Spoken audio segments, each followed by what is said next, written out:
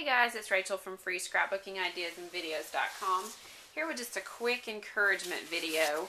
I don't know about you guys, but I always need encouragement for continuing on with scrapbooking because sometimes it just seems like there's so much and I will never get it all done, which is true, I won't, and I know that.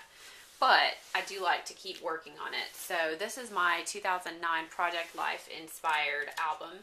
If you're a subscriber of mine, you've seen this before. If not, it's just an album I put together, and instead of Project Life is usually done a week at a time, but I'm doing this obviously way after the fact, and so I did it by the month, and I just put my photos in there, so I just have a title page for each month. And so the reason I'm showing you this again is because I had done most of this, sometime in the last few months. But what I did this week, it's been a busy week, as I'm sure most of you guys have had, and I just took some time, and what I had done was I had put all my photos in, but had left spaces for other things, for other pattern paper and journaling and everything. So what I did in this week, I had it, well, I actually skipped that. I didn't even notice that. Oh well. I just filled in all the different empty pockets for May and June. So like this was empty, and these were empty, and those were empty. And believe it or not, that probably took me about, I don't know, 20 or 30 minutes, or maybe even a little bit more, just to fill in all the different places with pattern paper, just to choose what I wanted to put in there and cut it to the right size and all that stuff. So I got those places filled in, and now I can go back and do the journaling and add a few little tidbits here and there. So you can see I've only gotten through June. I still have July, August, September, October, November, December.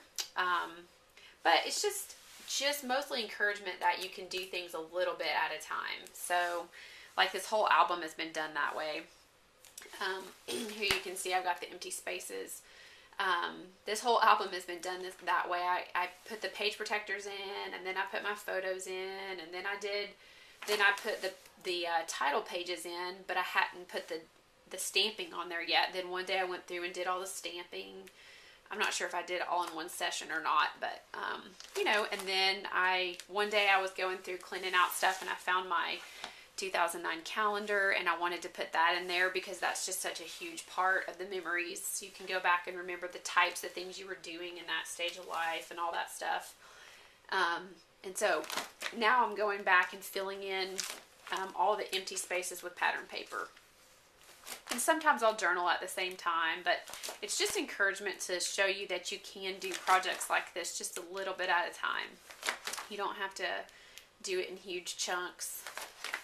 You can if you have time, but I usually don't. I usually have like 15 minutes here, 15 minutes there. So if you're not familiar with Project Life, you can Google that and check it out. It's a really cool memory keeping system. I don't feel like I have what it takes to commit to it on an ongoing basis. Like I tend to do my scrapbooking like way after the fact, as opposed to just right after it happened, as you can tell. This is 2009. But anyways, Project Life is really fun. You'll have to check that out. But anyways, just for my subscribers, just some encouragement. We can do our scrapbooking a little bit at a time. So go forth and set your timer and get a little bit more done. All right, thanks a lot.